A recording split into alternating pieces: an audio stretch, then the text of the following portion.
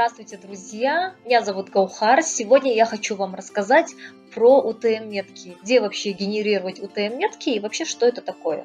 UTM-метки – это специальные ссылки URL, которые дают вам понять, откуда поступил тот или иной лид. У вас реклама, например, есть Facebook лента, Facebook Stories, Facebook там правая колонка, да? Либо Instagram, либо у вас есть в Google реклама, у вас есть в OLX реклама. И везде вы можете установить метки, чтобы понимать, какая из рекламы принесла вам лид, который у вас купил. Вот смотрите, вообще вы можете открыть в Google и набрать там генератор UTM-меток и сделать это все на любом сайте, который у вас откроется, да?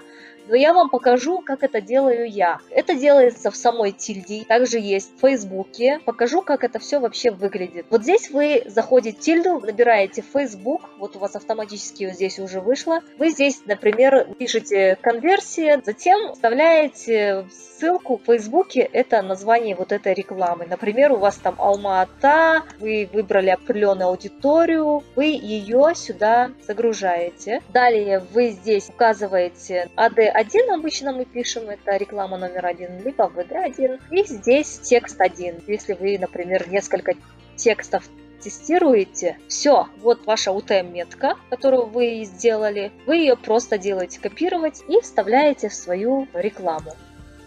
Вот сюда. Либо ее делаете в Facebook. Создать параметр URL, Facebook набираем, либо Instagram. Здесь мы запустили, скажем, на ленту. Нам нужно проверять ленту. Загружаем сюда название группы объявлений, затем AD1. Можно еще добавить параметр, а можно не делать. Нажимаем «Применить». И у вас UTM-метка будет загружена вот здесь. Аналитику вы делаете в метрике. Здесь открываются разные группы объявлений. И вы видите, какое объявление принесло у вас больше лидов, какое объявление у вас вообще не работало, либо принесло совсем мало лидов. И вот это все вы можете отслеживать в метрике. Надеюсь, вам все было понятно. Спасибо. От вас лайки и комментарии.